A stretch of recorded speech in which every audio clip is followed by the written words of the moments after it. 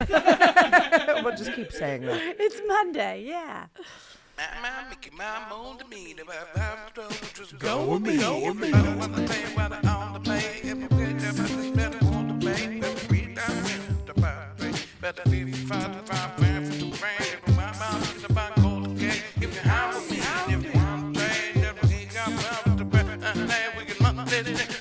Come on, Cannalachia. Hi, JC. Hey, Amanda. Chill, did you boost the bass in that, or am I just imagining things? No, it's just turned up a little bit. Oh, okay. It was literally going boom, boom, boom. The bass, it was vibrating on my headphones. Hi. How are you? Good. How are you doing? I'm doing great. I'm excited for our episode today. I am too.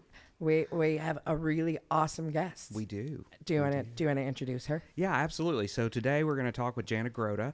She is one of the co-founders and co-owners of One Love Hemp Dispensary, which is located in Louisville. There's 2 locations in Louisville and one in Jefferson.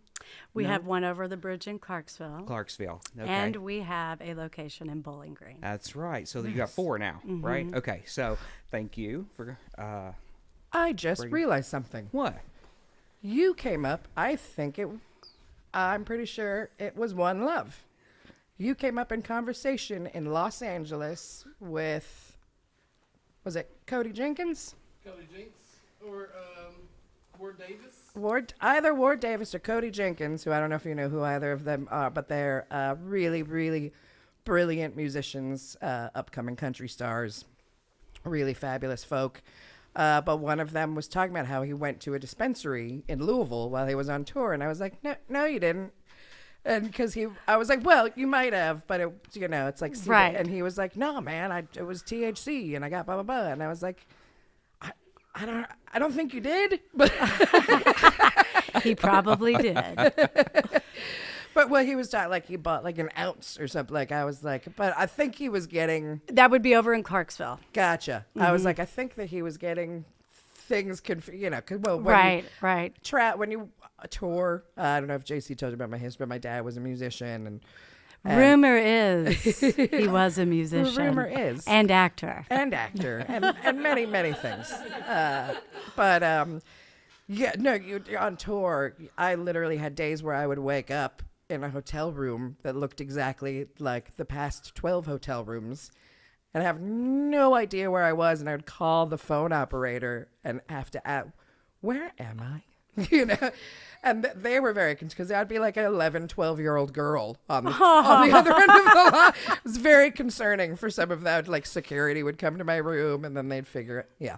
Because I'd fall asleep on the tour bus and someone would just carry me up to a hotel room and put me, or like walk me, whatever. So anyway, I was like, I think you're getting, but like, yes, we have dispensaries, but no, you probably didn't buy an ounce of flour, but. Yes, he probably did across the bridge in Clarksville. In Clarksville makes sense. Yep. Yep. And that's certainly something as we get into our conversation today, we can discuss that. Yes, absolutely. But what a small world it really is then. Right? Yeah. How great is that? That's really cool. That's I awesome. just dawned on me because he was like, one love. And I was like, I don't. We do I end haven't up been with a there. lot of musicians, especially at our Highlands location, because we're close to a lot of the venues there. And I've actually had musicians come in. My uncle's a musician in Texas. He's toured in other states, but mostly in the Austin area. And I've had musicians come in and they end up knowing each other. And it's like really cool, but a lot of them stop by. That's what he said. It was like after sound check, I took a walk and walked. So I think he went to the Louisville location, but probably got confused about which location he bought. You know what I mean?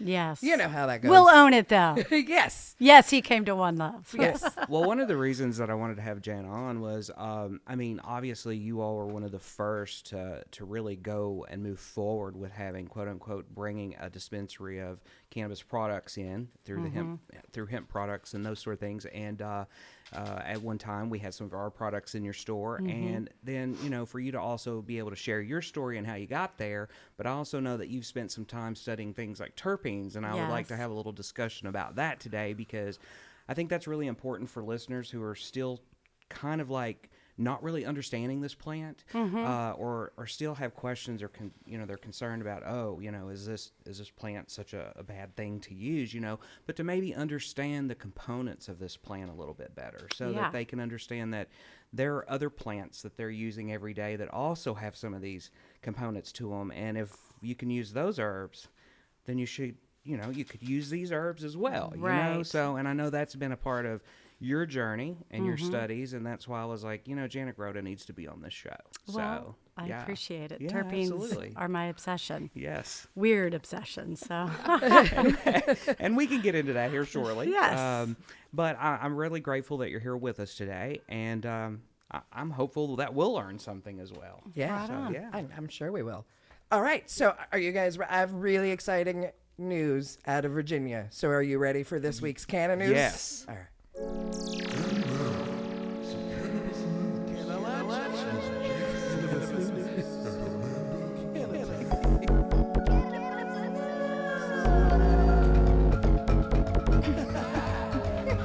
that how I'm supposed to dance to this?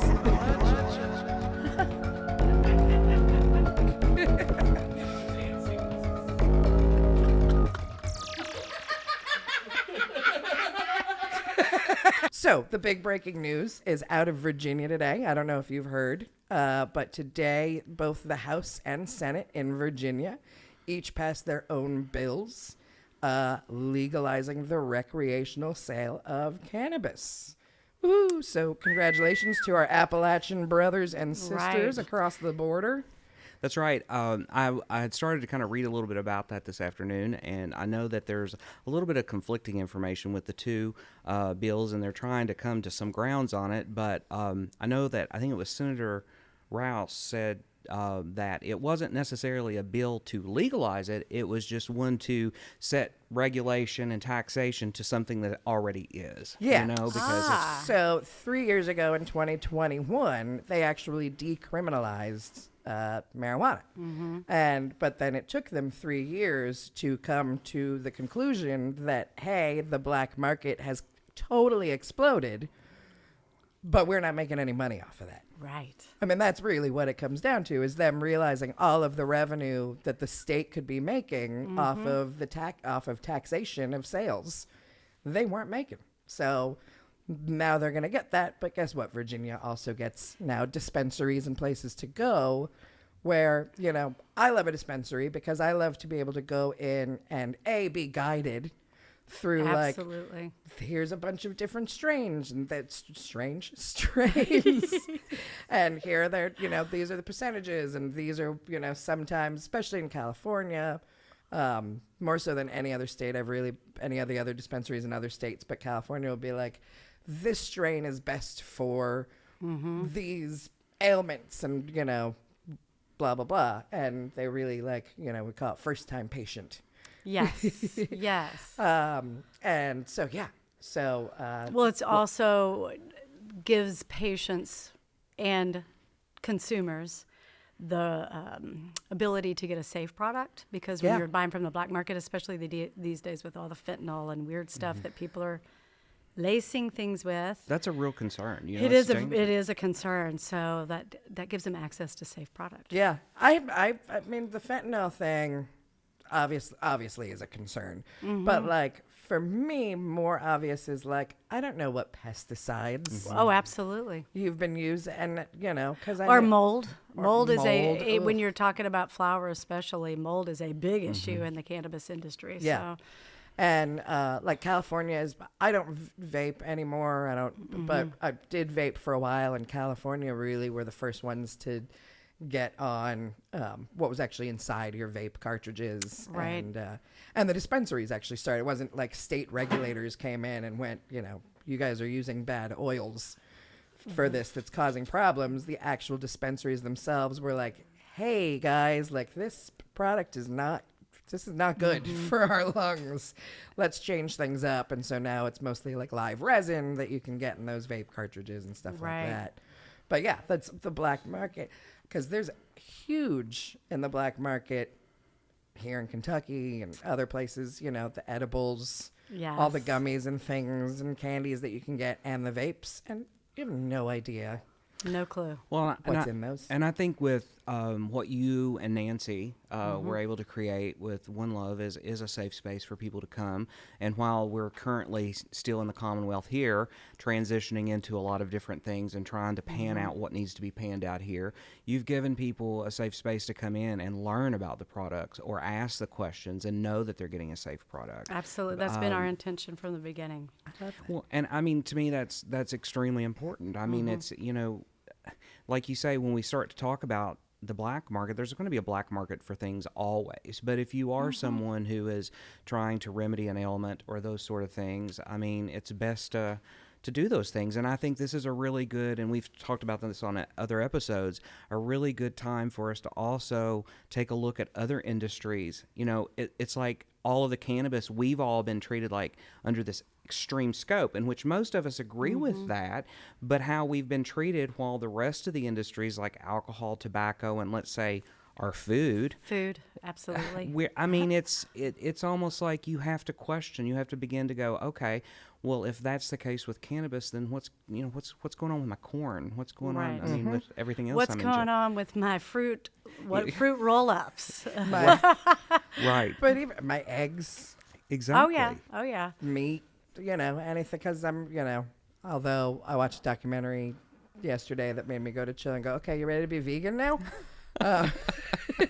And for me, it wasn't even about like process it. It was really go watch it. I'm not going to because I could dive into it for an hour and a half. Right. But it's You Are What You Eat, the twin experiment. Oh yes, fascinating. Super. Saw it. Beautiful. Yeah, where they put multiple sets of twins. One is on a healthy omnivorous diet. The other is on a healthy vegan diet. And the scientists that were running the experiment didn't even expect some of the results that they found. It's a cool documentary. Yeah, it's very, very cool. So First of its kind to be able to run a study like that. I think it's really interesting. And although the documentary itself only follows 4 sets of twins, in total the study was actually 21 sets, right? So 42 individuals altogether, and so fascinating. It is cool. Yeah.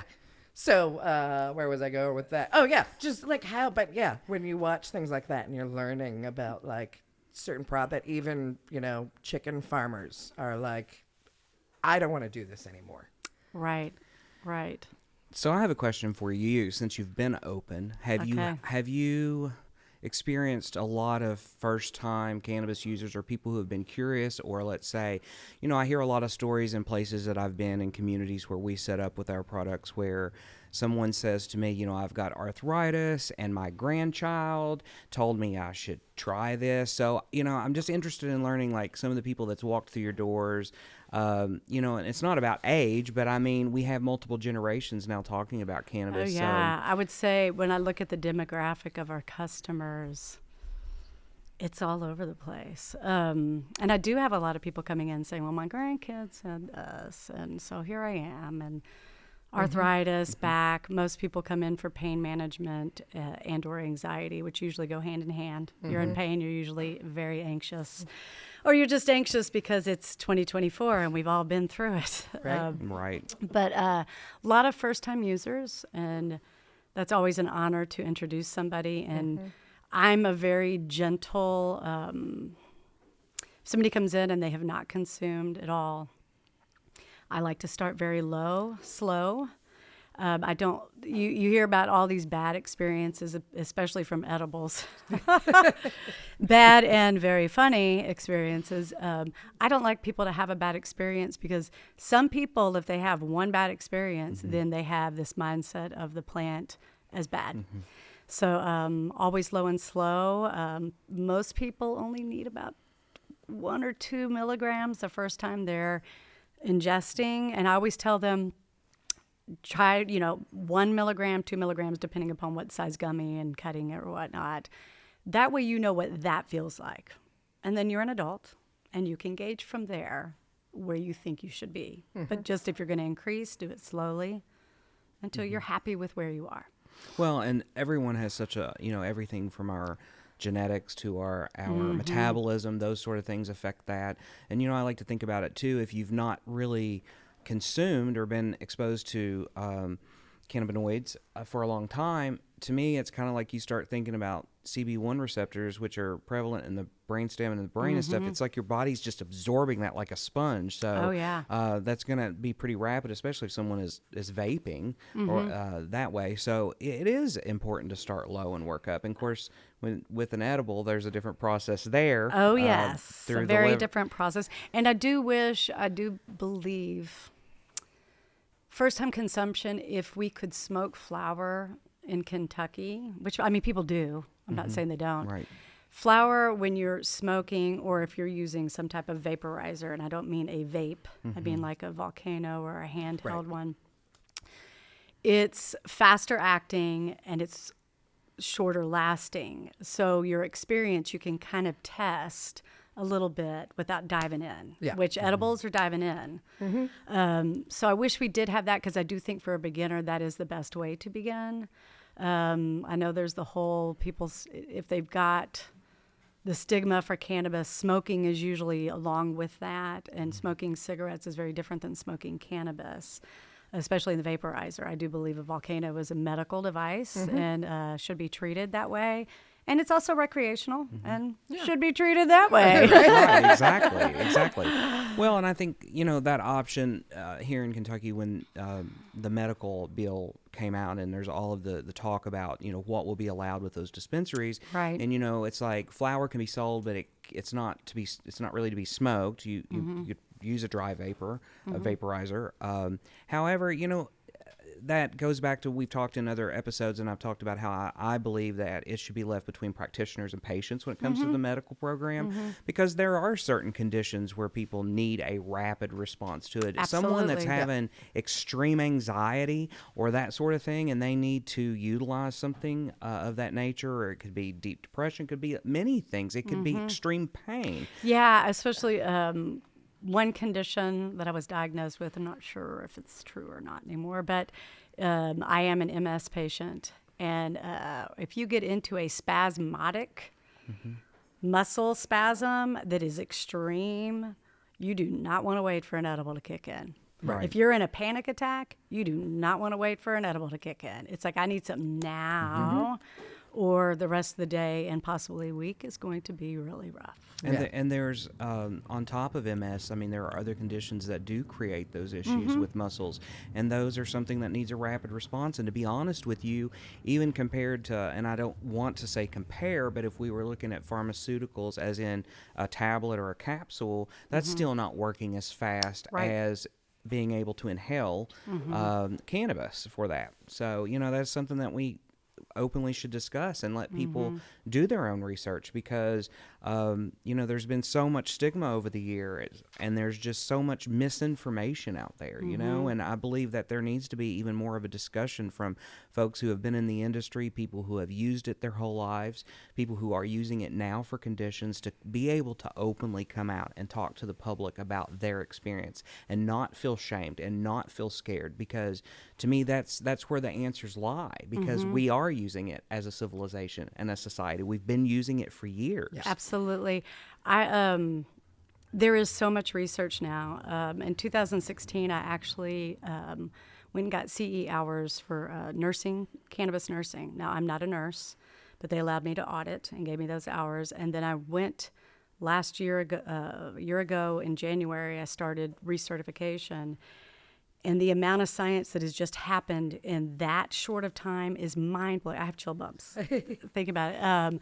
There's a site called Cannalachia that has collated all cannabis research, where you can go in and you can click a condition, and all the studies on that will come up. And so you can sit and read about it. So when people in leadership roles and whatnot say there's not research, that is in fact a myth. There is plenty of research. Well, and I know Amanda spent a lot of her time, growing up in California, and a lot of doctors out west who have even published some books of the evidence from their patients where they've been using cannabis for decades, and like how, what dose per body weight and all of that. And if you look, those books and that data is out there for folks. So, it's one of those things that I think the more we have these conversations together and share these things and resources with people, people can do their own due diligence in looking at that. Right. And, I believe when we mentioned this in the last episode, I think when we talk about cannabis, it's also a question of our freedoms in a way, and our liberties, because this plant plays a big role in our history and the history of mankind. And it's kind of like here we are at this stage of living in a time that things seem to be a little awkward everywhere. And here is a plant that offers us so much, and it's the stigmas just need to come down, and the bureaucracy. It's really, to me, in my opinion, the bureaucracy around this plant is shameful.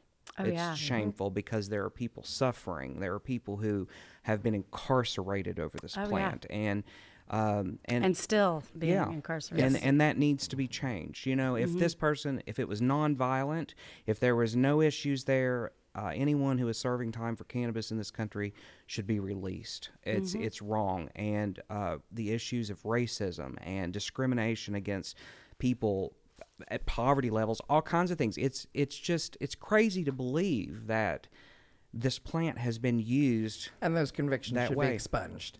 Amen. Yeah. Amen to that. I do think, too, it is getting better and better. Yeah. It's real trendy right now. And when things get trendy, there's a little pullback, I think, also. Once we get through the trend, I think it just should just be a part of everyday life. Yeah.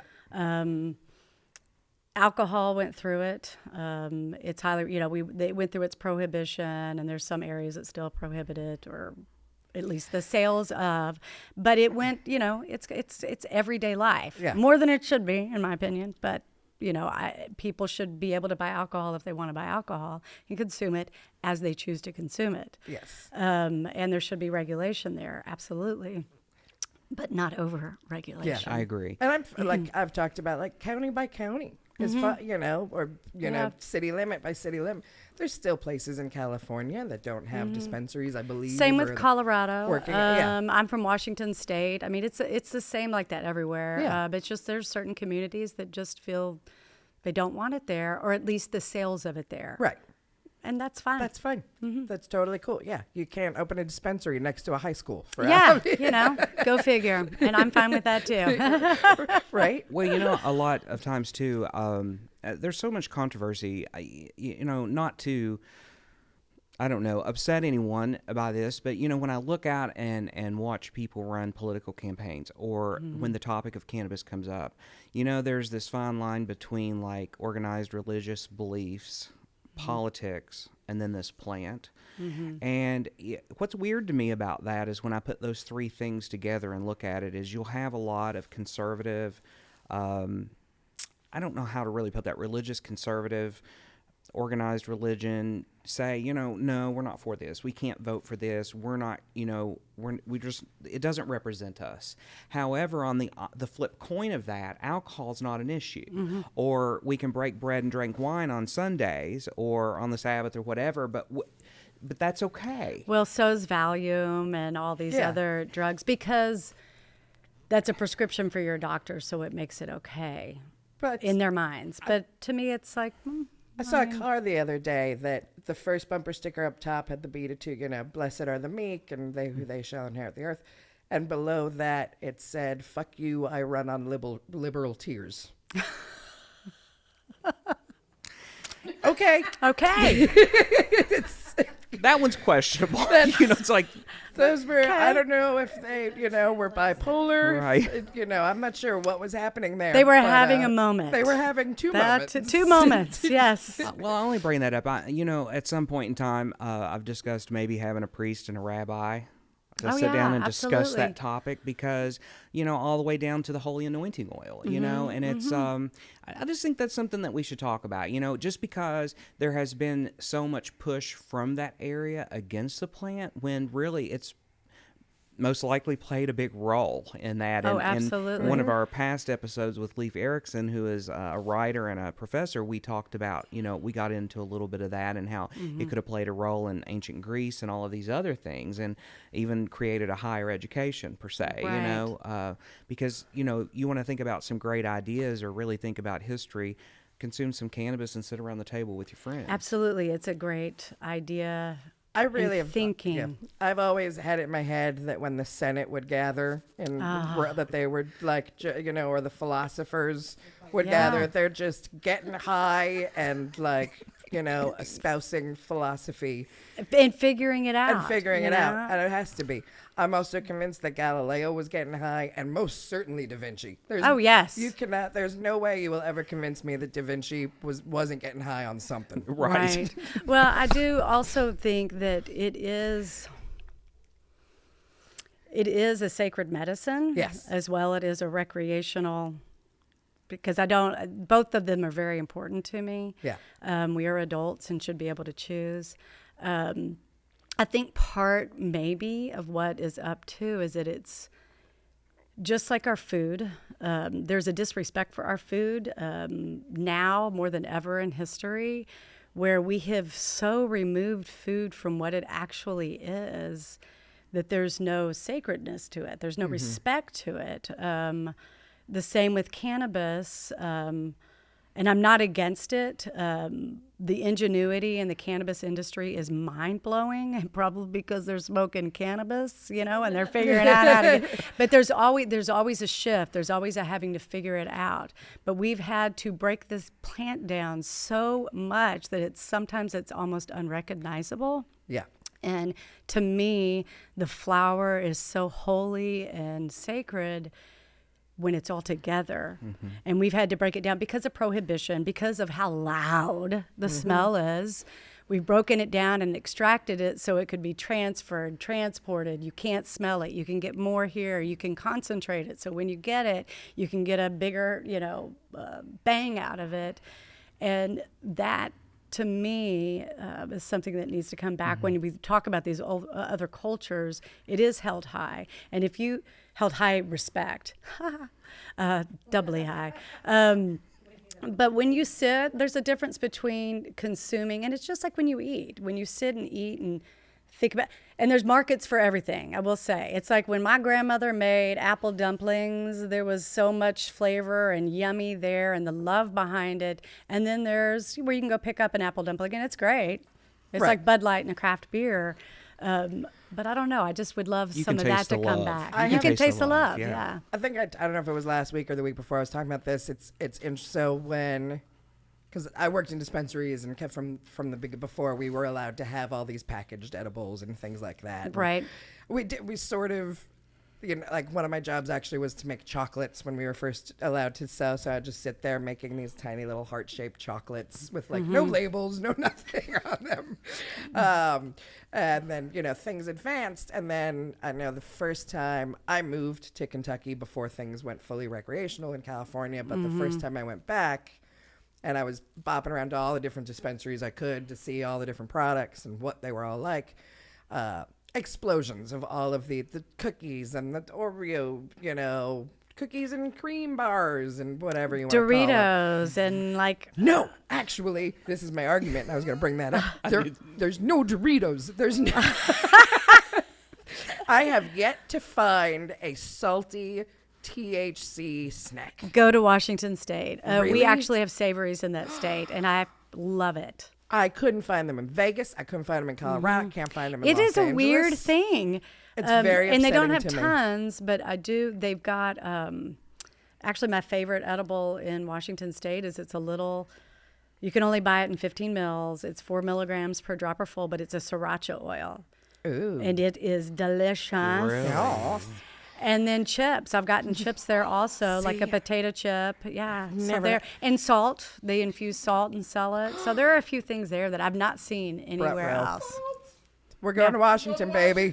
Delayed honeymoon. There you go. There you go. But what I was going on was the trend that I've noticed. Like now that I go back and I have two particular dispensaries that I like to go to, and maybe it's because of where they're located and their client. I don't know for sure. I've never actually asked, but I see a sort of decline in that, like, very trendy, hyper colored, the snacks and the candies and things are getting more subdued, because I think people are really realizing, like, okay, the excitement, whatever the word I'm looking for, is kind of dying down, and now people just want quality products. Yes, I think so. Well, also as the regulations tighten, because there's a lot of people, even here in Kentucky, when CBD became a thing, it's like there's no regulation. People are just kind of doing whatever they want in their kitchen or whatnot. And as the regulation starts to narrow down, I just feel like people are like, I want some quality. I want, medicine, regardless. Food is medicine. Yeah. I believe cannabis is food. In my book, I treat it like anything else in my kitchen with respect. What I should say is it's more of like how it's marketed in the pack. So like where it used to be like gummy bears, gummy worm, and look very much like the candy you would get at, the truck stop when you were a kid. Now, like just the packaging in and of itself is, much more like geared towards a more refined audience.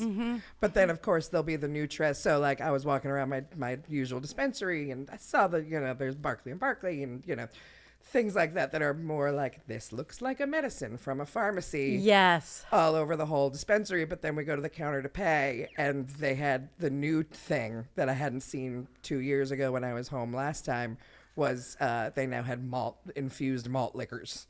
So they had like St. Ides and Four Loko. I don't remember what the brands were, but like, they have PBR, but... Yeah, oh yeah. But more of those, like, I don't think it was actual Boone's Farm, but those, like, those flavors that at least I was drinking when I was in high school.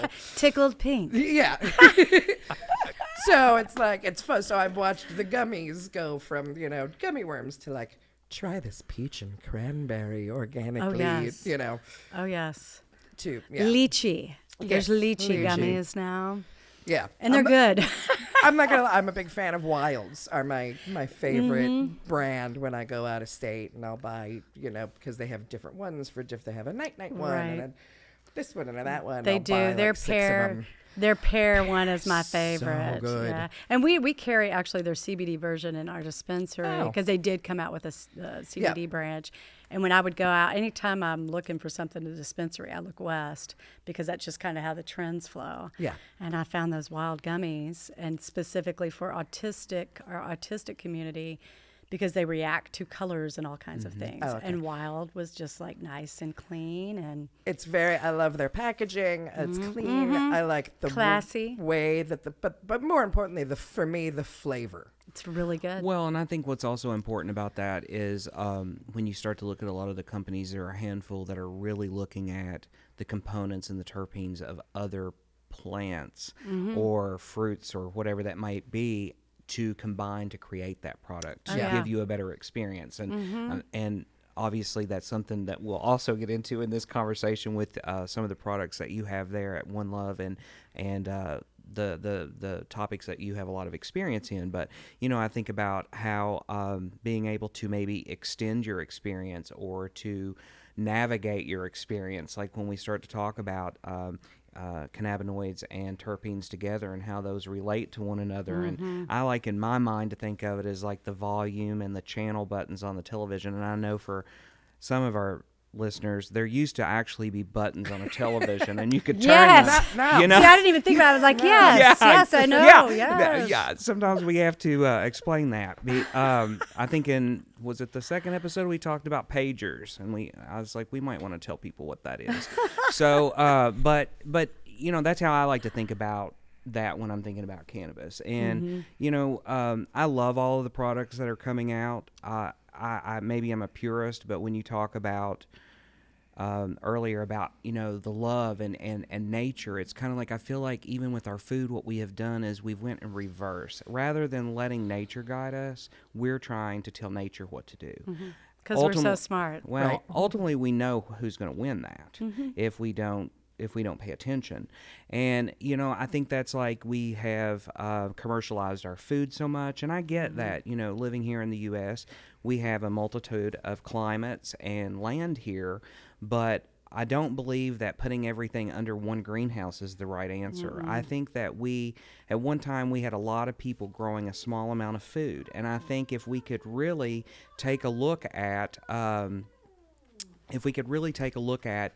our climate here and the different landscapes that we have, and really put that to good use and pay attention to, I understand that you'll have some agricultural arguments about bioengineering food and talking about why we've had to do those things, because we're growing for a lot of people and we have to prevent things like pests and all of these different things, and the climate effects, those sort of things when we're talking about our food. But we're not really talking about how does that come down the line when we go to ingest that food. And that's the same with the cannabinoids, or what's going on with these plants, or what did you feed that plant before you consume it. When I'm growing my herb garden and my plants that I'm going to consume, I want to know what I'm feeding those plants and what I'm putting on them. And I live in a community where we have an HOA that wants to spray everything, and like I have to be home the day they show up and like stand out there like the crazy neighbor going,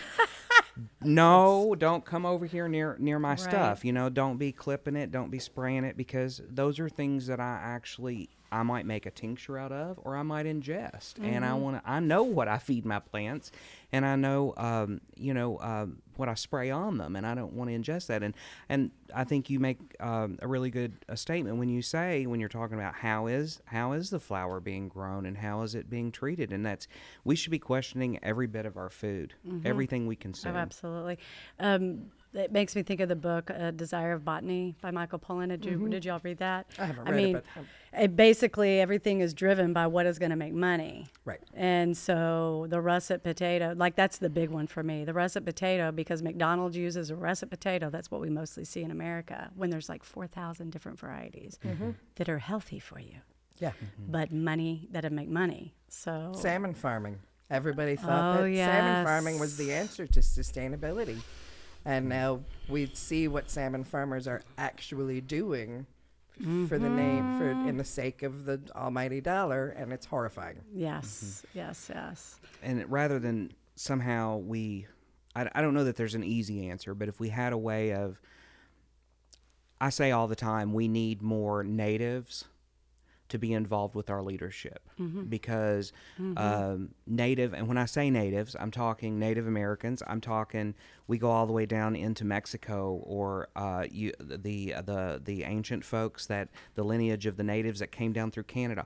All of these people that are still living in ways that they respect the land and the sky and the water and the animals, and this is important. And it's not that it's some liberal idea or something that we need to turn into politics. It's the fact that nature's speaking to us. And I think it's the fact that we need help. Exactly. Yeah, we are. People don't realize we're in trouble. I mean, we are in big trouble when we have the amount of bad health. I hate to use the term bad health, because I've suffered, and that's what drives a lot of my motivation and inspiration for what I do. And we need help.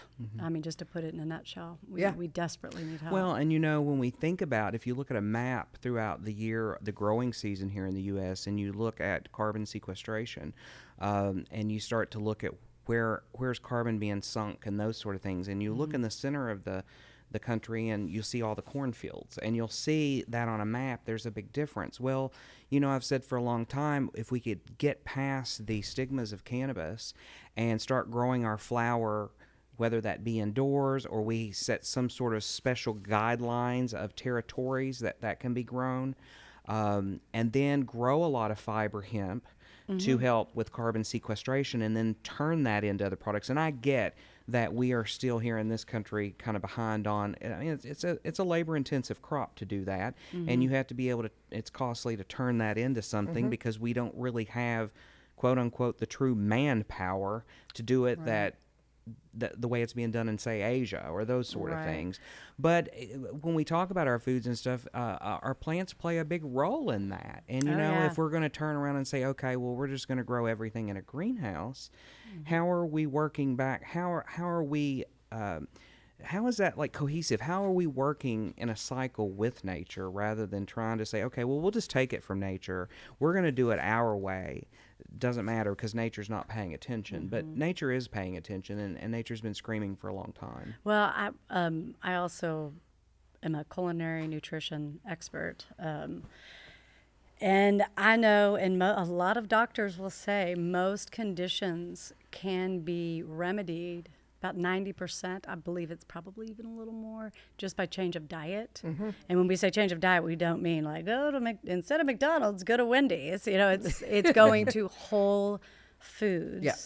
And that is why I say we need help, because there's a lot of pushback even from people, because it's just convenience is running our country, and it's costing us dearly. Well, and, you know. Yeah, convenience is running our country because of, you know, corporate Desire of botany. but you know, so many people are not, you know, even single mother, you know, The rat race, single mothers, literally. and Oh, you have to go yeah. work 2-3 corporate jobs just to pay the bills and just to you know, to keep a roof over your head and feed your kids and do this and do that, and you know, so now do I, you know, I know so my husband and I, like, we try to grow our own garden. We weren't very good at it last year, but we shop at the Good Foods Co-op, and we, Right. you know, try and source any meat that we do locally, or if we do fish, I want to know that it's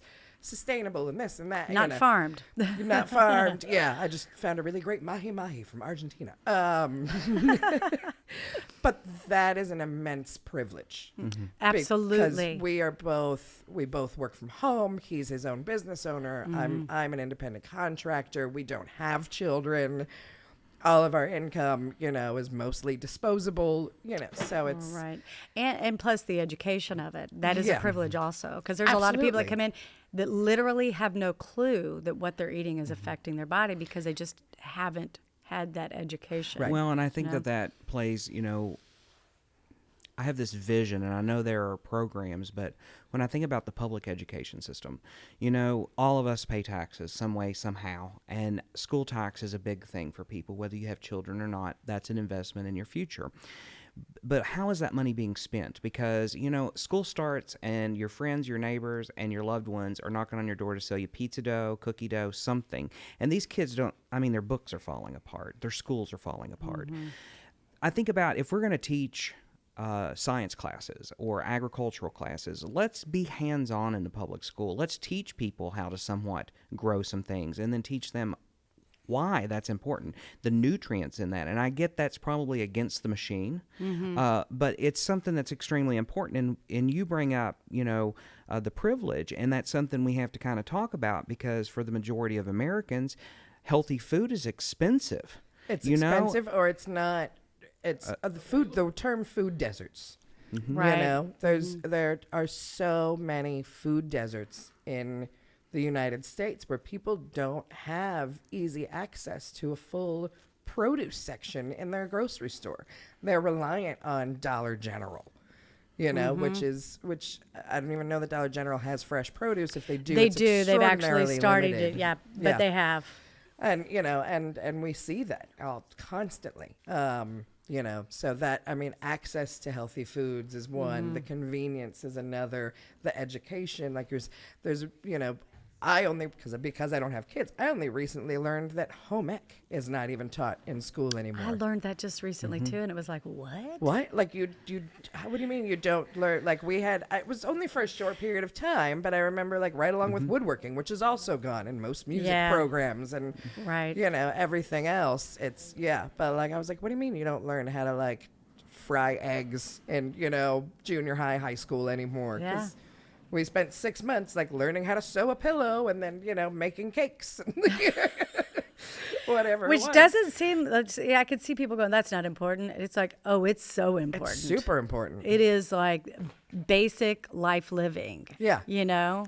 But then again, they never taught us how to balance a checkbook either. And, not that that's as important now in the digital age, but like when I was 21, someone should have taught me how to balance a checkbook. I didn't know what was going on. Yeah, I think they took consumer math out of schools too. Another thing, just we won't get on a large topic about it, but just to plant a seed for people who might want to read more about it. But the other topic is like our water.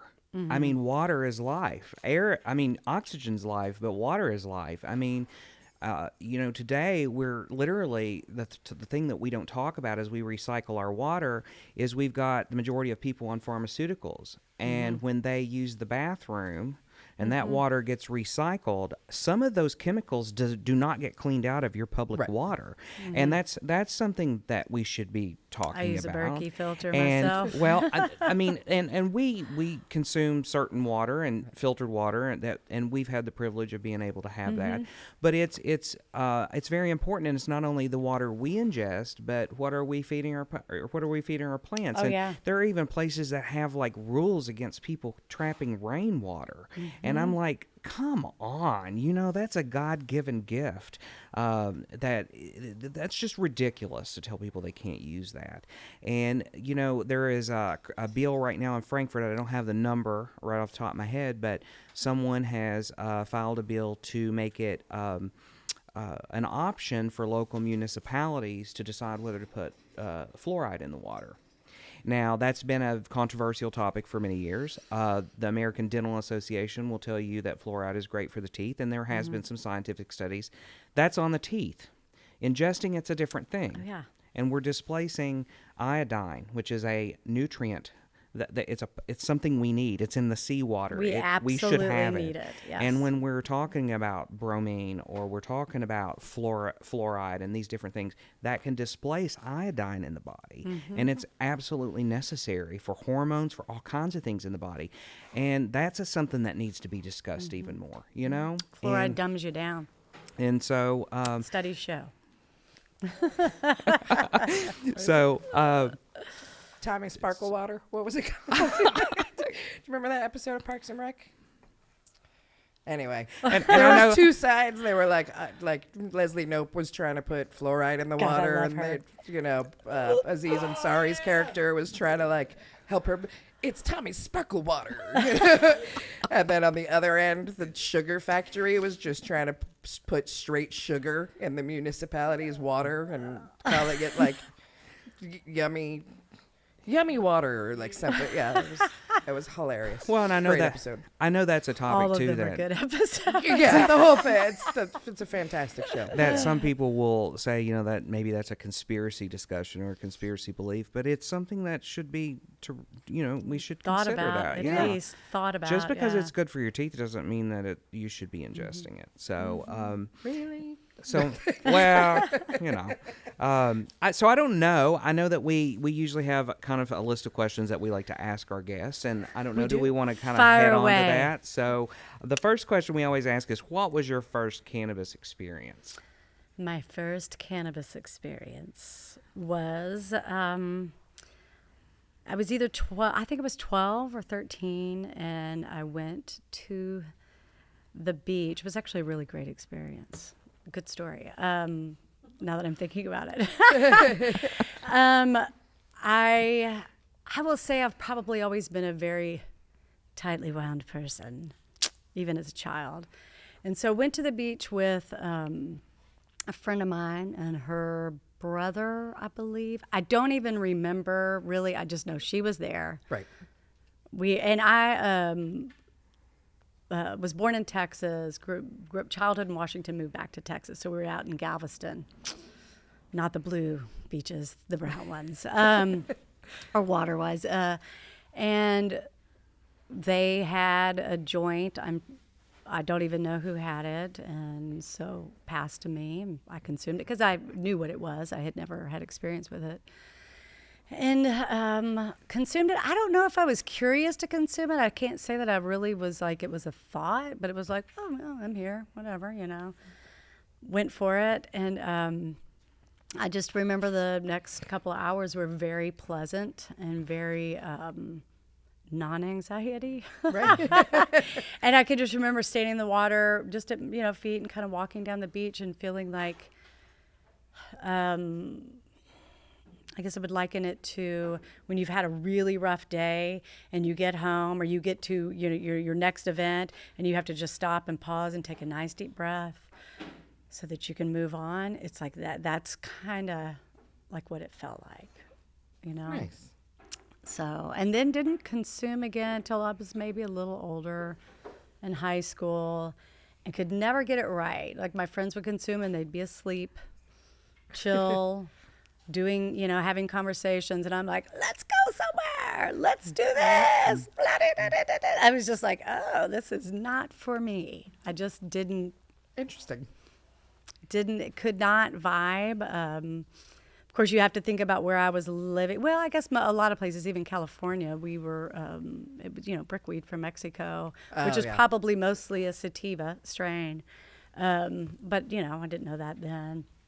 And then once I learned a lot about, and here and there would consume, but it wasn't until I was at my dad's in Washington and was sitting on the couch, and I was still consuming, but I was sitting on his couch and I was reading. He had a Bon Appetit magazine, and I pulled it out and was going through it, and I found this article about terpenes, and I was like, "What? You can put this in food? And what is this? Talk to me about terpenes." And so I just started reading and was sold. Mm-hmm. It was like, this is why. This is why it wasn't working for me. This is why it's not as been as as for most people, except for that first time. Right. So if you ever write a book with your experiences, talk terpene to me. It just hit me. Like you said something, and I'm like, she was loving that. I'm watching you open that up. Mind. And then, so of course, start Googling, and this was in like 2015. This was not long ago. Oh wow. And I found, of course, Dr. Ethan Russo, who I adore. I've learned mostly all I know from him, and I don't even know him. I did email him once, and he emailed me back. But I found a place in Colorado called the Trichome Institute that Max Montrose began to teach people, bud tenders specifically, about terpenes, what they meant, what they could do, why they were there, and also teaching you how to. Well, I didn't know this at the time. I enrolled in this course, flew to Colorado. My brother was living there at the time, going to nursing school, so I was going like every 2 weeks to just indulge in the dispensaries and learn all I could. And one of the reasons was in the course he said that he could. You can learn how to smell flower and know how it's going to affect you. And I thought, well, that's brilliant. Mm-hmm. And also when you're in a state that's a black market, being able to educate people who are consuming that way to be able to smell flower, to know that's not going to vibe with me, or that's going to be awesome, So for our listeners at home, real quick, do either one of you want to give like a very quick 5th grade, what are composer terpenes? idiot Yes. for- So terpenes are, they're small, tiny little hydrocarbons that are found all through nature. In cannabis, there's blends and combinations. It's very complex and complicated within the cannabis plant. Unlike like a basil plant, you'll find pinene and linalool. They're almost like, if you know essential oils, they're like the essential oils of cannabis when you're looking at a strain. Essential oils actually contain terpenes within them, but they're smaller than the molecules of like lavender. Mm-hmm. Lavender is very high in linalool. Lavender is considered sedative. There's studies that show that they can stop seizures because they're calming to the brain. Linalool is fantastic for anxiety. It's fantastic for sleep, calming. Even smelling it can give you these results, and definitely ingesting it also has an effect. So there's many, many, many different terpenes. In cannabis, you find about 200 to 300, probably more, but we're still studying that plant. There's still new things that we're learning about it. But it's just a piece of the plant that will give the effect. I believe it drives the effect. Of course, they have just discovered flavorants, which they think has a bigger effect. But like I said, I believe the whole plant together works best, and all those constituents are doing things together. So you likened the dials on a TV. I always think of it like a car, where the engine is THC. And I used to say in Kentucky, we have a very small engine. But now we've got a bigger engine. But you don't need a big engine sometimes to get where you need to go, right? The CBD and all the different minor cannabinoids are all the different components within the car that get it to do the things it needs to do. And terpenes are the steering wheel. It will drive you. It can take you where you want to go. So I like that. Nice. when I learned about them, I came back to Kentucky, and Nancy, my business partner, who is the most brilliant human in the world and a really good interview because she's been in the cannabis industry since 1980s. She owned New Earth Organics and Hydroponics. Oh, amazing. So We'll have to get her on the show. she's very knowledgeable and just smart as a whip. So I came back and was like, we've got to get terpenes. Like I have learned, and this will change the world here I of agree with cannabis. So we connected with True Terpenes, who at the time had started there in Washington State, and Dr. Ethan Russo was doing a lot of work with them. And Dr. Russo was a neurologist who believes intensely in plant medicine. He's actually gone down into Central America and done studying amongst natives and things. He wrote the article, The Taming of THC, and defined all the different components, cannabinoids, and then has done a lot of terpene research.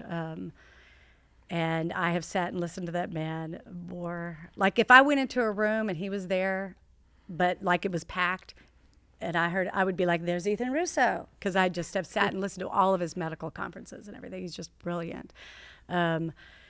So we got their terpenes and started doing infusions within our oils to help people. And the outcome that people were looking for was much better, especially within our autistic community. We work a lot in the autistic community because it's just people were needing more than just CBD. Mm-hmm. And to be able to fine tune like that is amazing. There's my favorite product that I have ever found that now has become really hard because I think that packaging, but it was called Yummy Karma. Yes. Was the name of it. So if Yummy Karma, if you're out there, I'm looking for but it was because I mostly use for insomnia, and then I have some intestinal issues and things like that. So I prefer an edible or a tincture.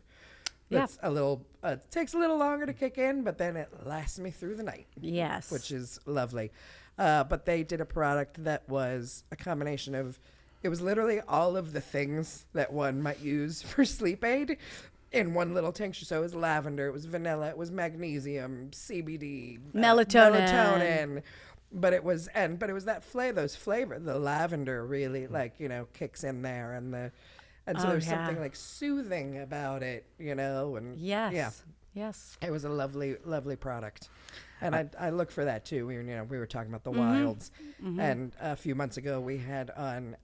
It's funny because I don't know if he realized it or not, but Chef Josh Gardner was on here, and we were asking him. I think it was after the show that we actually asked him. Maybe it was on the show. I can't remember. But we were like, "Well, how do you pick? When you go to a dispensary, how do you pick your strain?" And his answer was, "Let your nose guide you." Yes, your nose knows what the body needs. Yeah. Absolutely. And that's, you can learn the smells and where you're smelling it in your nose to know how it's going to affect whoever consumes it. But we're unique. I'm a unique human being, and so are you. And certain things do not do well in my body. And how do I know? When I smell, I can smell it in there.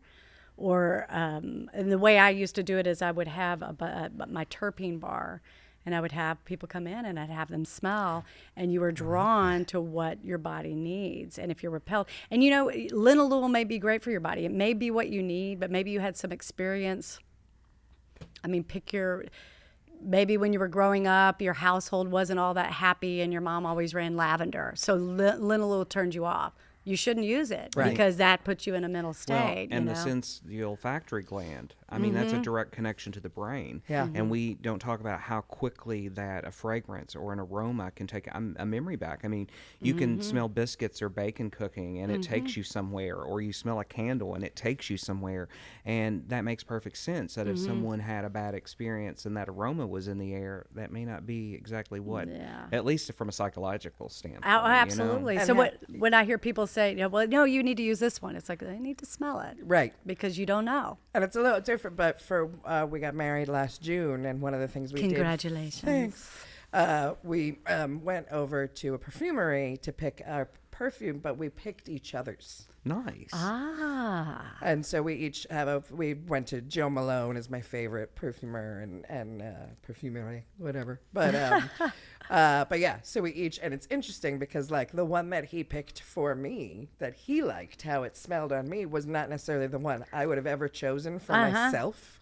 But, you know, so I bought, and then I did the same. So we picked each other's wedding perfume. Ah, that is so interesting. I've never heard of that. I love that. Right? Yes. That's awesome. I don't remember where I heard it's another, you know, following all the bridal social medias, you know, one of the other influencer girls. Gotcha. I picked it up from her. Well, they Very didn't buy sweet. each other's scents, but they chose this is our wedding scent, you know, or whatever it Yes. was. But I had the idea of like, let's each That's pretty pick cool. each other. So the part of picking each other's was my idea.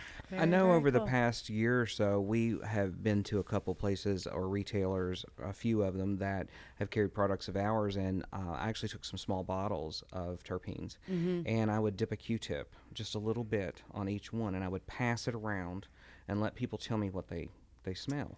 And they would come up with things like lavender or orange or pine or whatever that may be, pepper.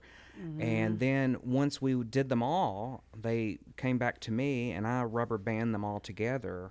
And then I send that one big rubber band around and I let everyone smell that. And then it's kind of like there's this moment of like, oh. And then I'd have That's a cannabis story. and some people would be like, it kind of smells like weed. It kinda That's smells-" very And I'm cool. like, well, does that click in your... Because there's this moment of hands-on learning that goes, oh, I've had an aha moment. And listen, I love when I have aha Oh, me moments. too. You When you're know? just like, I like sharing them and I like experiencing them. And there were like some eyebrows that went up and some eyes, and they're like, you know, I didn't know that, or that I can understand that now, you know? And that's why, for me, it makes me spin when we're with the bureaucracy of cannabis, because I play in the dirt. I like to grow. I like my herbs. I like my rosemary. I like my basil, all that. And I just think, you know, this is plant. It's a food. Yeah. It really is. And it just needs to be respected. So, but Absolutely. I wanted to bring that up because you're talking I about like the aromas. that. That's a good way to do that. I don't know, cannabis, you know, you smell cannabis before you see it. So to me, the smell is just so important. When you have a cannabis product and it doesn't smell like cannabis, it's like, Right. It's kind of I weird. don't think this is going to work. It's going to work because, you know, full spectrum, a little THC. I mean, it's great stuff. But I love the smell. I love the See, I do smell too. of cannabis. I do too, and I love, you know, I'm like you. I love to cook with it. I've hosted dinner parties, just small ones, you know, me and 6 friends. But one thing I didn't do, and what I want to experiment with my next one when I do it, is matching those terpenes with the dish. So Yes. Yeah, I mean, absolutely. that can get expensive because now you're talking Yeah. about like now I've got to make, you know, this oil for this dish and this butter for this dish. Right. Instead of just like, you know, I'm going to buy an ounce and make, you know. Yeah. make That's what one I butter. thought when I read that in Bon Appetit and I came back to I really thought that I was going to, because culinary has always been a thing for me, especially culinary nutrition, which is different from doing culinary. Yeah. And I thought, my dad's a winemaker, and I thought, oh, I'm going to pair cannabis with wine. Because to me, cannabis is like wine. The smells there, that get sitting and smelling it and just go, oh, it's like this, it's like that. And it's just fun to do. And that's what the Trichome Institute does, is you get certified as an interpener, which is like a sommelier of cannabis, right? So I thought that's what I thought I was going to do because I thought, how fun would that be? Yeah. And then putting in food. And I do pair with foods a lot because I do think that's fun to do. And it's also adds nutrition to it. Yeah. Just a little, and all you need is a tiny amount of terpene. It's And really I think cool. with the wine, I like where you're going with that. And folks that drink IPAs, or when you're thinking about hops. Oh, yeah. I mean, the different hops, you're getting these different terpenes in there, you know. And it's kind of like when you're taking, I guess it's still a bouquet when it's a beer. Yeah. When it's a beer. So, but you can get pine, you can get citrus, yeah. you can get some of the diesel from beer, you know. And I don't know that it just.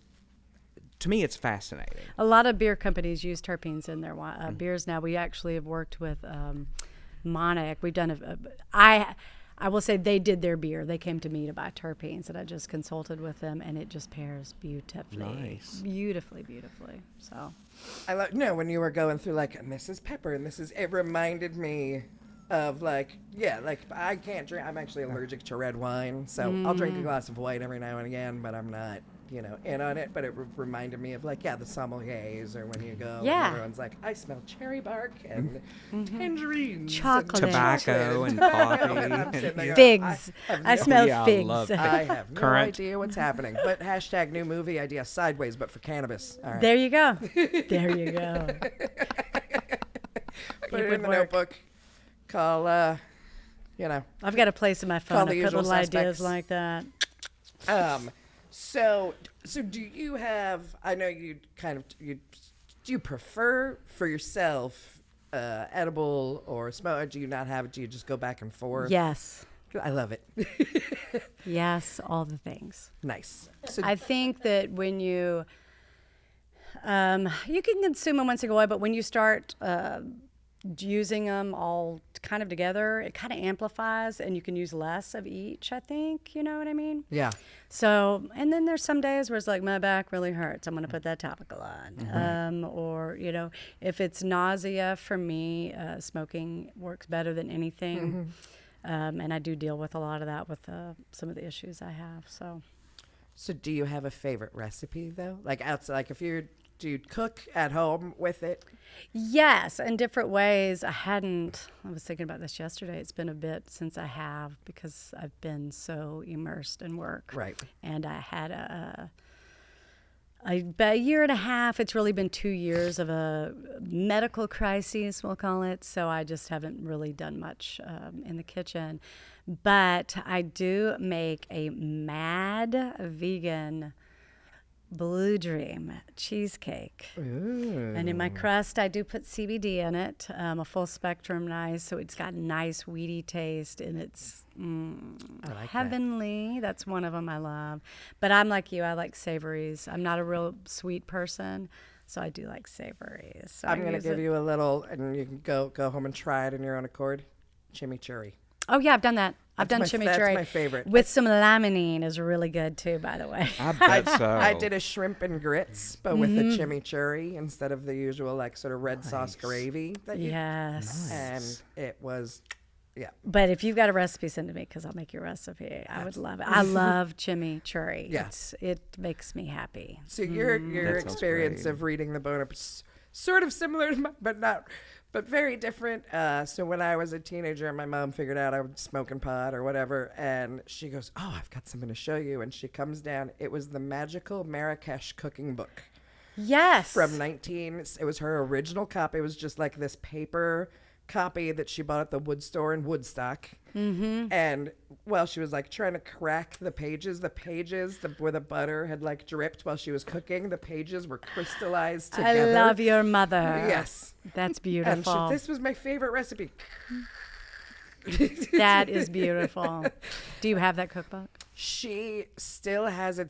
It's in a box, and we're negotiating how to get it because she currently lives in Topanga, California. Gotcha. So trying to figure out how to, because I want all of her cookbooks, Oh, not just the yeah. Magical Marrakesh one, but yeah. Yeah. So I want that one though. That's awesome. sure. That's an heirloom. It's so great. But yeah, her favorite recipe was maybe the cookbook is called something. I think her favorite recipe was called the magical cookies of Marrakesh. That was what it, or the, I can't, now I'm all over the place. I know it's blue.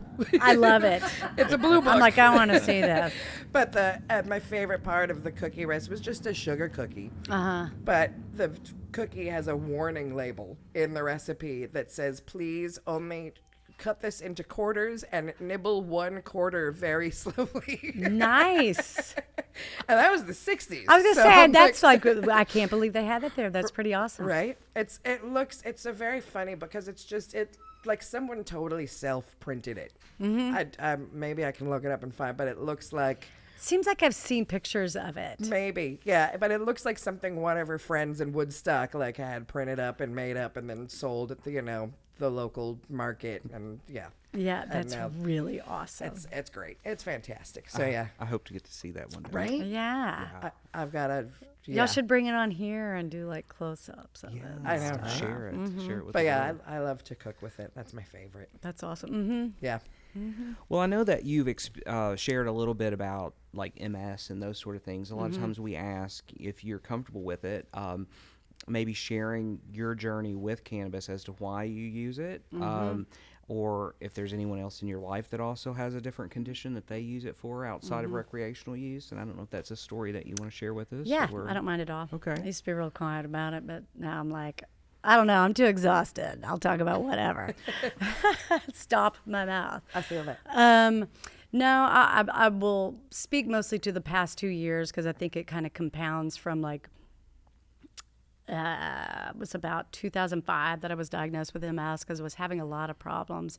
And I'd had 2 other episodes, one when I was 13 and one when I was, I think, a freshman in college, that they didn't really diagnose me, but they were like, well, it's probably MS, but we don't want to label you. And so about 2005, I was diagnosed with MS only because the doctor said, we've done a spinal tap and we've done MRI, and if it was one or the other, really wouldn't say it's that, but together, let's say it is, so we can get you on some sort of treatment. And because I was suffering from a lot of pain and all kinds of stuff. So, cut 2. I've done pretty well. I've not really had big issues, but I know the couple of years ago, I guess about 3 years ago, I started having some issues. They diagnosed me with Hashimoto's, started treating me for that, and trying to work through that. All of a sudden, I had an episode last June where I went into thyroid storm. Couldn't really figure out what was up. I finally went to a clinic down in Texas, and I'm telling this story because I really want people to be aware of the condition that I was just diagnosed with. I went to this medical center, and it was all alternative, where I was doing like ozonated blood treatments and colonics and nutrition IVs and resetting the microbiome and things like that. And because you can't do that in Kentucky. That's right. So, however, my doctor that I was seeing at the time, she actually told me, you're out of my wheelhouse. I don't really know what to do. And I told her about this place and what they were doing. And she's all for it because she does do alternative type therapies. So before I left, I got a test that kind of showed that I might have Lyme. Got down there, went through all of this, and had a really intense episode there where I thought I was dying. Being in such a hyper metabolic state because of they labeled me with Graves' disease. I was testing positive for that. I got really skinny, down to 94 pounds, and I began muscle wasting, and I was eating all day long. That's all I cared about, just whatever, just put it in my head. And slowly recovered, met a doctor there who kind of walked me through the next year. And was actually doing really well. I have a very clean diet, working, but this is a stressful industry. I know stress had a lot to do with this. And began having a few episodes just recently. And did find out I have Lyme. I've actually been treated for Lyme, doing some treatments called SOT therapy, which is super oligonucleotide therapy. And if you have Lyme disease and you don't know about that, you should look into it. They use it for cancer and all different viruses. It's fascinating the way they do it. And I started having some episodes that didn't make sense to me. And all of a sudden, it clicked in my head. And I've seen 10 doctors in the past 2 years. And I went down to the Any Lab Now testing lab and asked them to test me for a syndrome called alpha-gal. And when I got there, she's like, it's $360. And I was like, well, I've spent so much money. What's another $360? Woo! And by golly, I had it. And I'd been having anaphylactic reactions and didn't understand what anaphylaxis was, because I thought it was just, you can't breathe. But it's actually when two or more systems of your body are involved in a shocked state. So I'd been doing this for at least a couple of years. I know I test positive for 5 different Lyme strains, and I really wish that if you're test positive for Lyme, they should test you for alpha-gal, because in my head I've just thought, it's the Lyme. Because with alpha-gal, you can't have any mammalian, especially red meat. And talking about our food and pharmaceuticals, it is found everywhere.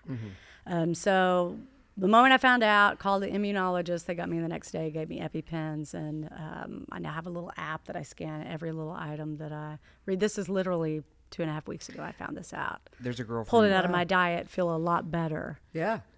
It'll be interesting if she's listening to this episode, but someone that I consider a friend from back home, just recently, I think in the past month or so, was actually finally diagnosed with alpha-gal. So I've been following her journey on social media of the meals she's cooking herself and those sort of things, and it's really something she's had to completely overhaul.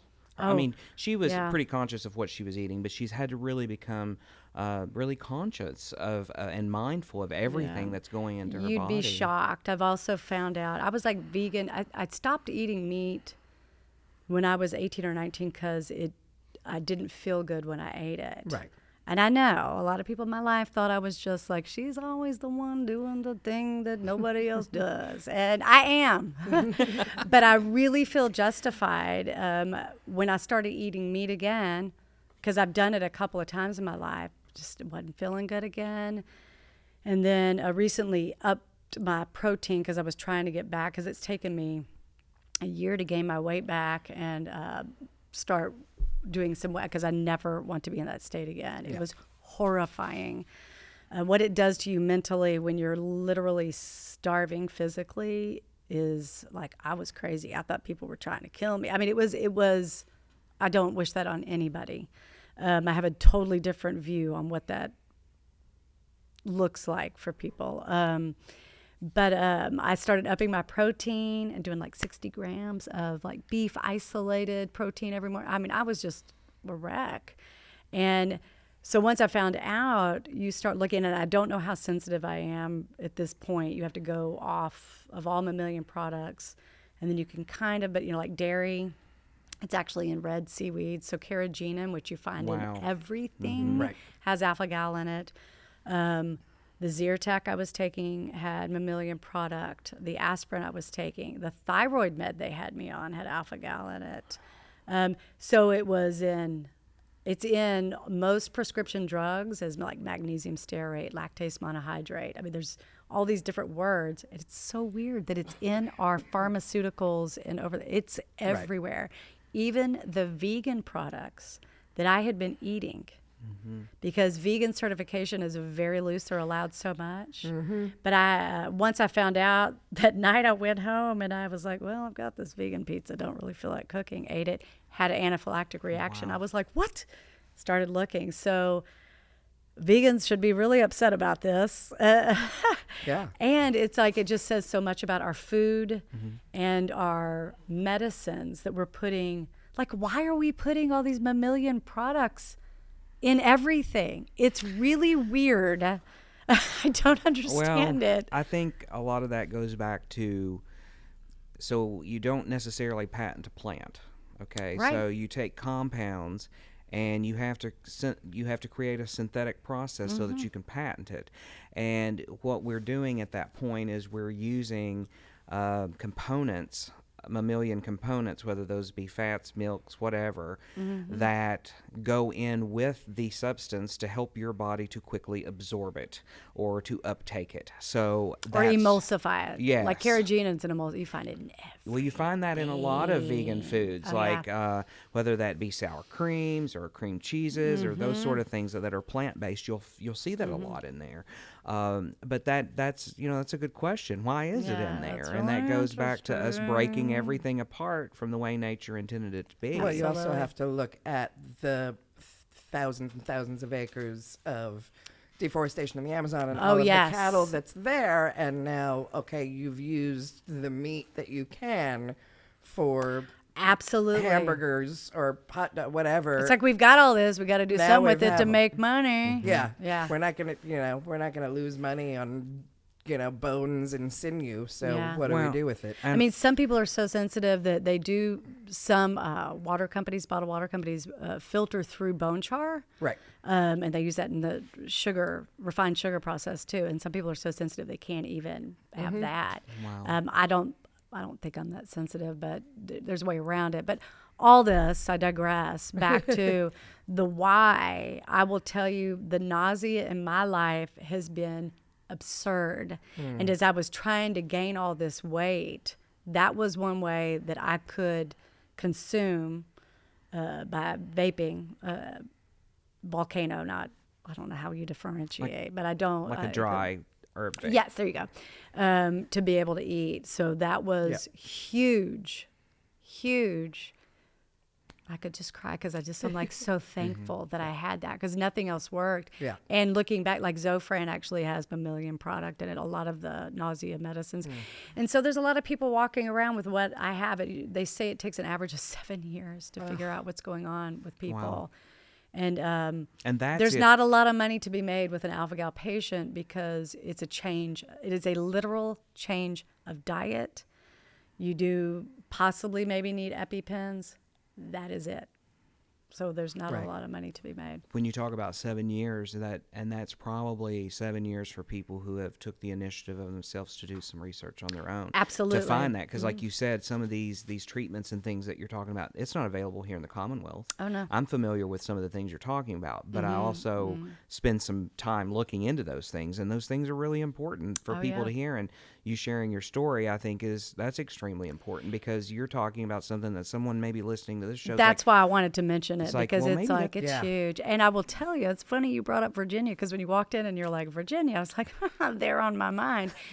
It is ground zero for alpha-gal. It is almost, when you look at the map of who has alpha-gal, Virginia is completely red. So does this go back, and correct me if I'm wrong, because there's, does this go back to ticks? Mm-hmm. That's what I thought. It's the Lone Star tick. Okay.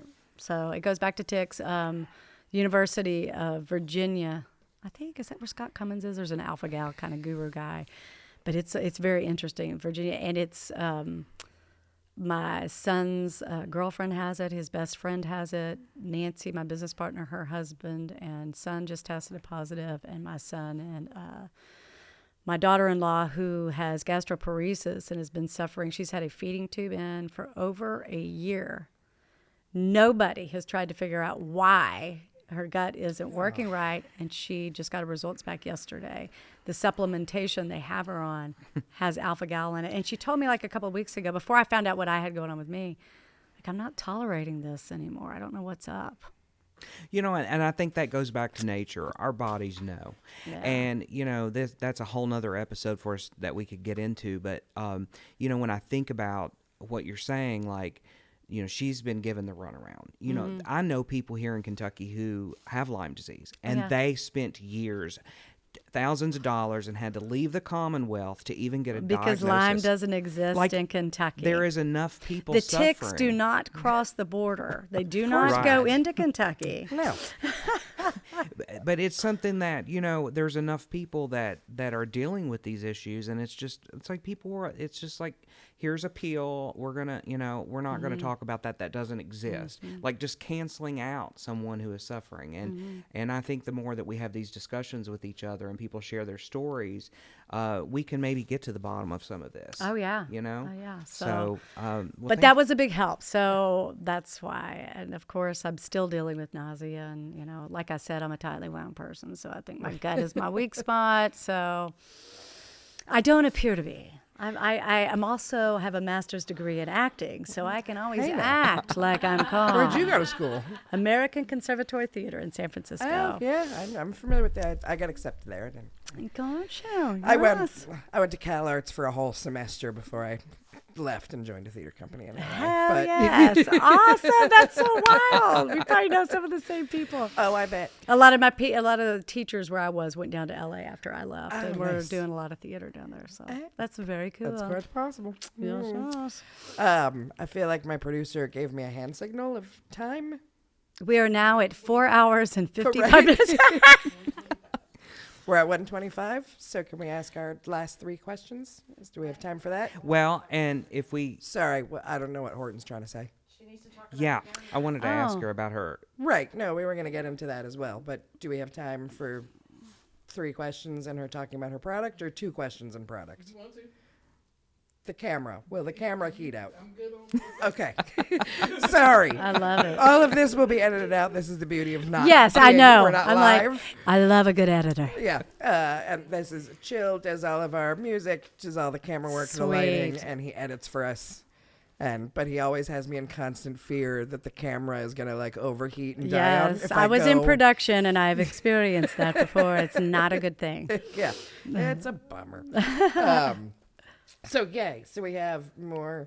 So we ask, and I think we know the answer to this about cannabis, do you believe it should be legal medically, recreationally, and this is kind of 3 questions in one, and having federal reform with it, like whatever that may be, and I think we know the answer to that. Yeah. So let's go to a different question. Okay, so yes. So Yes. I believe I'm an adult and should be able to choose what I want to do. I'm more of an anarchist, Right. but some people can't self-govern, and I understand that. But yeah, that's what I have to say about that. So what is You need to sit closer to your little soundboard. who or what is like your greatest inspiration? I would say right now my medical experience has been my motivation because I don't know how the quote goes exactly, but it's when you're sick, you have one dream. When you're not, you have a million dreams. And I know there's just so many people out there that all they want to do is get better. I mean, your one dream when you're sick is to get better. And that's been our real motivation from the beginning, when you've experienced and suffered. And I'm a tough cookie. I mean, I don't really talk about it. My kids probably wouldn't even understand. I am a single mom. I've got 5 kids. Wow. And so I just kind of have to keep rolling Yeah. when I'm feeling bad or whatnot, even through these anaphylactic. I had a week where I had 2 anaphylactic episodes. And it's just like, got up the next morning. Oh, what I was going to mention, I'm sorry. The reason that people don't understand or don't realize that they're having a reaction to like red meat is because I would have these reactions. It's a delayed reaction. It's usually 5 to 8 hours after, unlike any other allergy. So, I'd have my little 3 a.m. episode and then have to get up and do my thing. So I don't know. I think there's a lot of people out there that if they found, and cannabis isn't the cure-all, but boy, it sure can get you to a place where you can figure it all out. Yeah. If something is relieving symptom, it doesn't have to be a cure to be a medical device. And I mean, we didn't even discuss the endocannabinoid system, but creating a balance in the body is what the endocannabinoid system is there for. And so if they're feeding their system, it's something that every human needs. Mammals need it too. If you've got a backbone, you need it.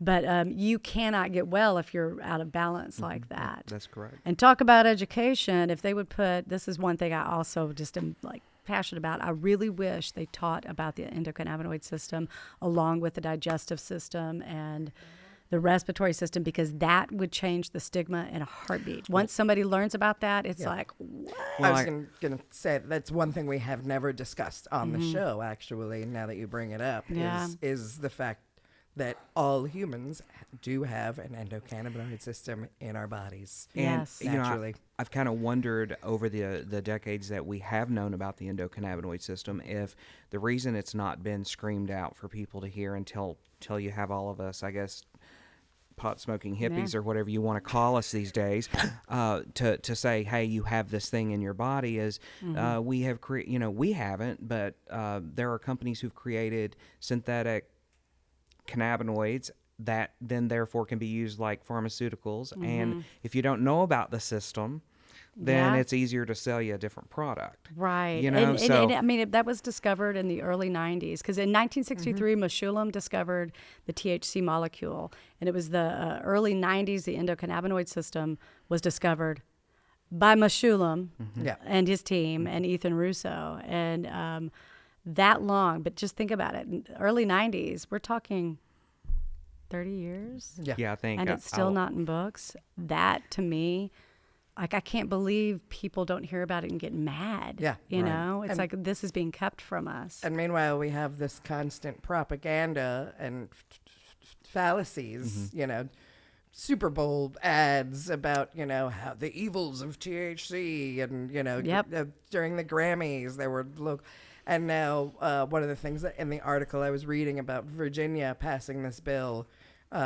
this letter that was signed by like the Virginia sheriff's, committee, whatever, all the organizations of all the cops, all the different kinds of cops all got together and signed a letter that had all these statistics about, 20% of all cannabis users become severely addicted to the point of impairment in their whole life. And I'm like, where are you even getting these? Right. Where are these statistics coming from? Like, are you literally just making shit up and then putting it in a letter? Out of the air. Right? Well, Like, it's scare tactics. Cite your source or go fuck yourself. Sorry. Well, and they've got, and I've spoke with some law enforcement in our areas, and they have bigger fish to fry. They're not concerned at the end of the day. That's a push from somewhere else. And the quote you were just saying reminded me of something that my grandmother would say to me growing up, and she would tell me to pay attention to my health, because she was like, if you lose your health, Justin, you lose everything. It's true. And I think that's something that we don't also talk about in Right. today's world of the rat race, is that, the stressors and all of those things, and just what type of almost imprisonment that becomes for people, Oh, because absolutely. they become a slave to their health at that point. And I think that's been big in this industry too. This industry has just been rolling, and there's a lot of people that started in it that aren't in it anymore. It's that's one thing I'm working on this year is simplicity and balance. It's something I preach to all my customers, and I have been so immersed in work since, 2015, and it's really taken a toll on my health and relationships too. Because it's like pounding and hustling, and we as a country really applaud that. But that has been driven from corporate America in a way, and it is a masculine thing, I believe. And I feel like we all know better. We all know better that if you're trying to work 24/7 and be the top and do this and do that, you're going to topple at some Well, and point. that's one of the things that in this industry that I've noticed over the past few years is, good work ethic is great. We have really been almost swimming upstream. Yeah. And one of the things for me, as I said earlier in this journey, was if we compete against each other, there's healthy competition. But if we get to the point where we're running each other down, we're going to destroy an industry before it ever gets created. Yeah. And that's why, when Amanda and I started talking about doing this podcast, it's not only just about the education, but I want other people to tell their stories as to why they got into this industry and how it's affected their lives or what called them to it, because this has not been an easy journey. It has been very No. difficult, and Yeah. whether that be financially, whether that be psychologically. You talk about All of the above. relationships. I mean, there's friendships that I miss getting together more often, and I've let the company Yeah. take me away. At home, my own personal relationship, this industry has took a lot, and I would even say my relationship with myself, and that's where I say my health is. I'm doing great. I'm doing really great, but I think it's because a lot of this mindset and some plant medicine that has helped me along the way, just kind of figure and fine tune. well, what I have know? noticed is during those hard times, I have noticed outside as a whole in our community of business and folks that are in the industry as well, you're going to have competition there. I think all of us have the same mindset as to how important this plant is in all of its components, in all of its ways, the whole family of it. And I think that we can all sit at the same table and agree to that. And it's Oh, not yeah. partisan at that point. It's not, it's that, hey, we're all screaming together here. We may be, we may have different thoughts about it, but we're singing like a choir and we just want to be heard. Absolutely. So, That's beautiful. Yeah. I like that. On that note, on beauty, Yes. our final question before we want to get into your products and knowing Oh, more yeah, about what okay. you, because I keep looking down at the table and there's goodies on the table and I'm Yes. excited to learn about them. But before we do that, so on that beautiful note, what is the best piece of advice you've ever been given? I would say from my grandfather, who was one of the most amazing humans I've ever met. He was a war hero, just kind of that era where they just. But when I was a kid, I think it was in high school, and it was after I'd left from my dealing with MS episode when I was young, and we're in the car, and I'm laying down because I'd had a spinal tap. And I was really upset because, I was a teenager. My world was falling apart, I felt like. And he said, "This too shall pass." And I've thought about that quote. That is like one of my favorite quotes because "this too shall pass" stands for everything. Yeah. So even in joy, this too shall pass. So enjoy it. When it's bad, this too shall pass. So you're going to get through it. It applies to everything. So when you feel like you're just...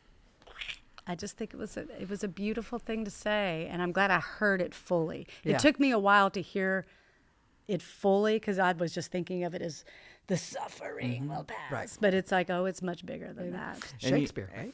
Yes, I Yeah. believe so. I Yeah. believe Yeah.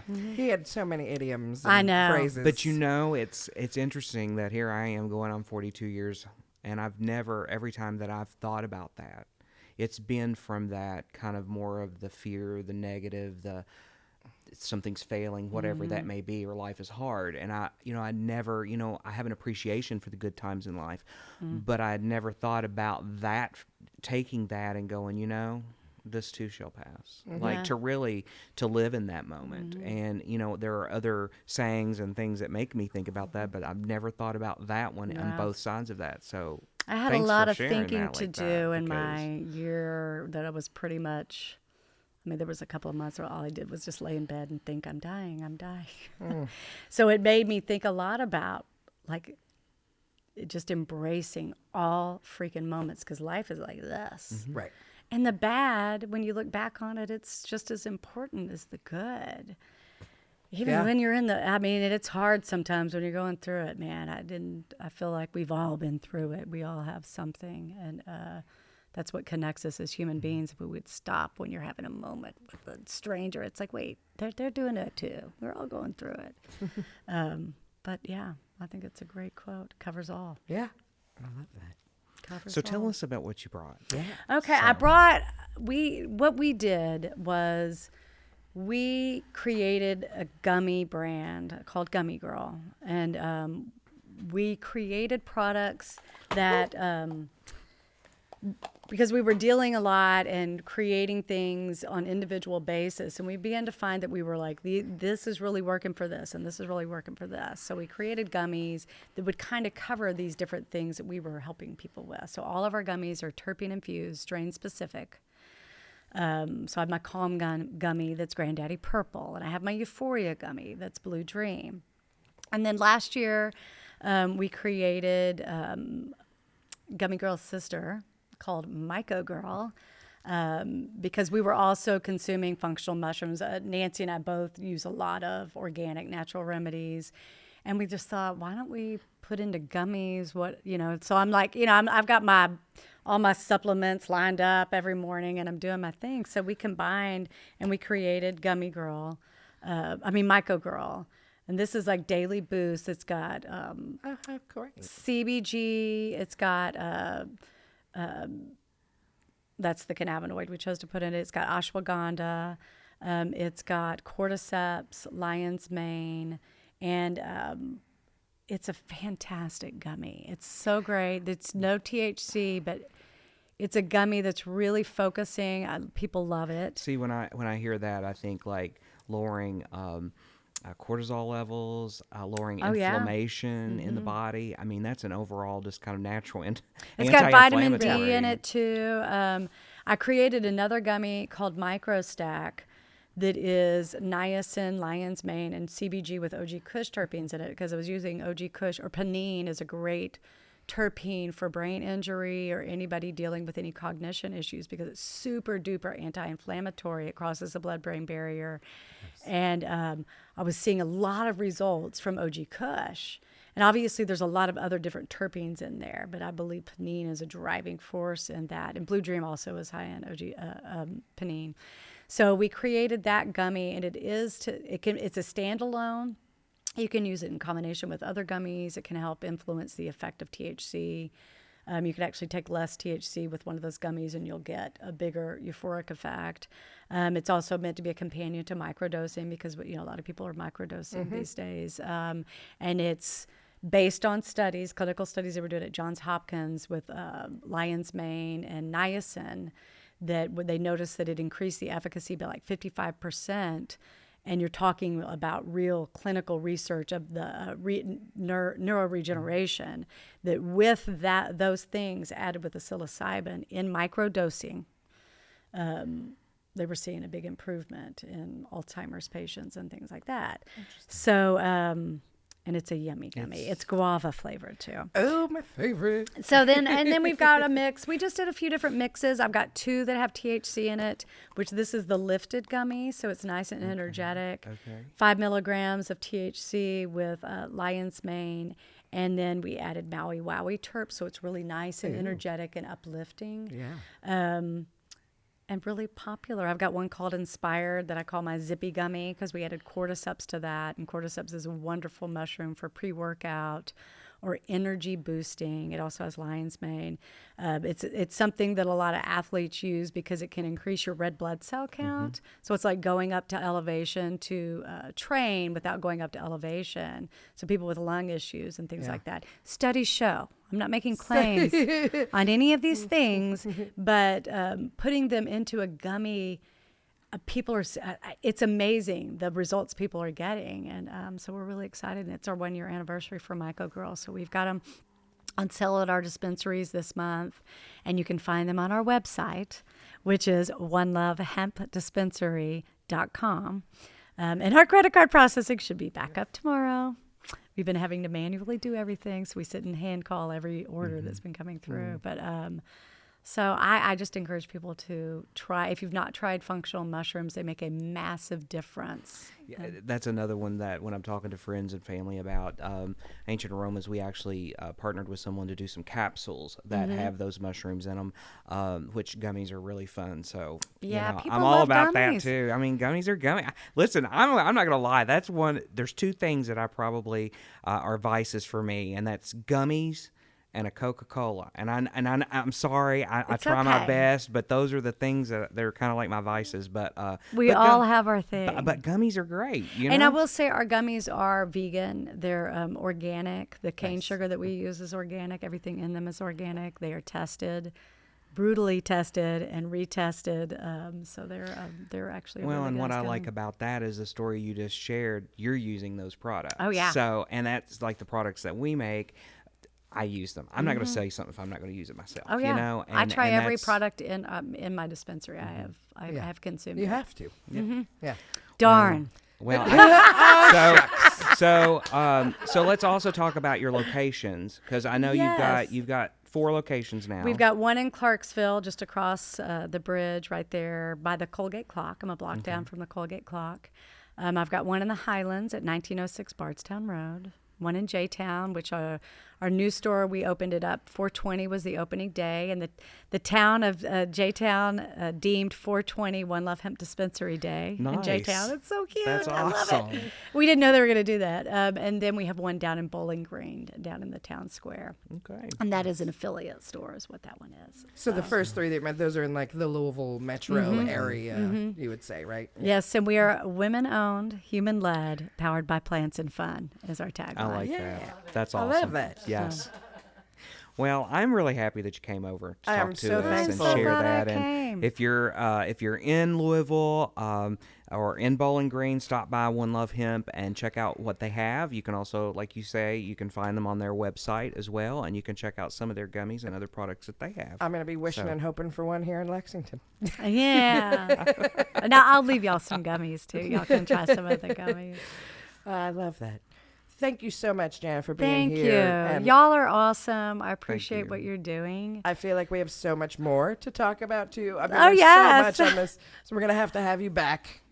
Yeah, Twist my arm. and I'll we'll come have back. Nancy back You too. really and should have Nancy on. She's got some incredible stories, having been in the cannabis industry for as love long as that. she has. So. Yeah. Because And she's just brilliant. I'm an enthusiast. I've worked in the cannabis. I was a dispensary girl. I was a bud tender. You know. Yeah. So I have some, but my knowledge is very limited, and I love learning every episode and learning more and more about It's fun. the science behind so much of Oh, the science is fascinating. what we love, the product we all love. yes. So, Amazing. All right. Alrighty. well, Subscribe. Oh, thank you. See, you are so much better at it than I am. I'm terrible. I have no brains today. Thank you, everybody at home, for listening, for watching. If you like this episode, please give us a like, give us a subscribe. Let us know in the comments of whatever platform you are listening on, because we are now available on all of your favorite streaming platforms, from Apple to Spotify, Boom FM, I think. There's a ton of them. If you go to our website, Cannalachia.com, you will find the direct links to all of your favorite platforms. And we thank you so much, and we'll see you again in next week. a week. Mickey, my moon to me. Just go with me. Everybody wanna pay while they're on the pay. Everybody better want to pay. Better read that. Better 55 for the brand. My mom is about gold. Okay, if you have with me, if you want to trade, never he got love with the bread. We can let it. Come on, Cannalachia.